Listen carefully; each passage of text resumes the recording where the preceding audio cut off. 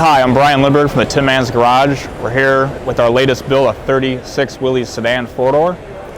We put a 241 baby Hemi in this. It's the Rad Ram.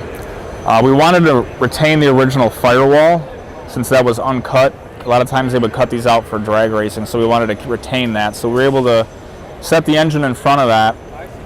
It's got an Offenhauser intake with 3 deuces. They're the Holly Demon carburetors.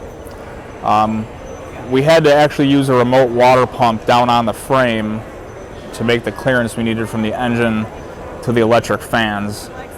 But it ended up working really well and everything fit just the way we intended it to. One of the interesting features on this car is we actually removed the B-pillar in the center of the car of the doors. So when you open the doors like this, you open the front door like normal, and we have a safety catch in the door you have to push to open the back door. So it's sort of completely open. This car was originally from South Africa, so it was a right-hand drive car. When we redid all of the chassis, we of course changed everything over to left-hand drive, but we've actually machined the steering wheel from scratch. It's designed to look sort of like the original 3-spoke, but it has a deeper dish to give it a little bit more of a hot rod flavor. We also machined this W and the Willys horn button to make that look like it could have been an original equipment. Some of the other interesting features inside the car, we've designed this waterfall dash emblem from scratch with these ribs, and it mimics the door handles ribs here, and we've continued this waterfall design in all the upholstery and the seats. It has this sort of design. We've carried that through into the gauges. These are custom gauges from Classic Instruments. That same waterfall design kind of goes around this bullseye and carries through into the brake pedal.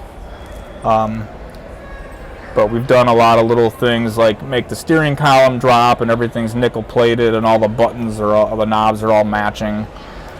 We've got an old pool ball and a Lucky Rabbit's foot just to kind of have fun with the car and kind of add that late 60s flavor to it. One unique thing that you can't see from out there is we've got this floral headliner inside here. That's a one-piece fiberglass mold that the upholsterer made.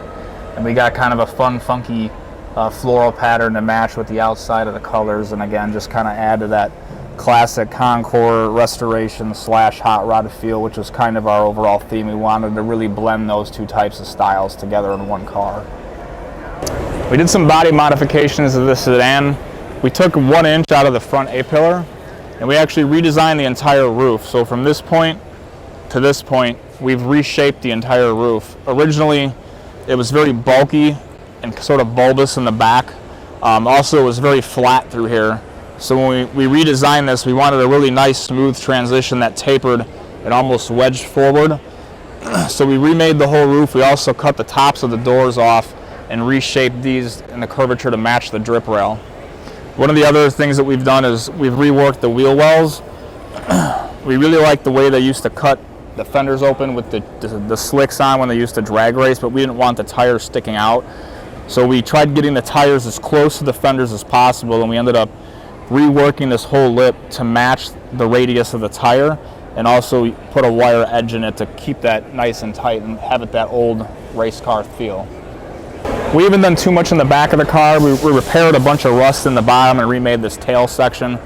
One of the biggest things that Willys guys aren't too happy with is that we welded the spare tire well into the body. So we actually reworked this and welded it together.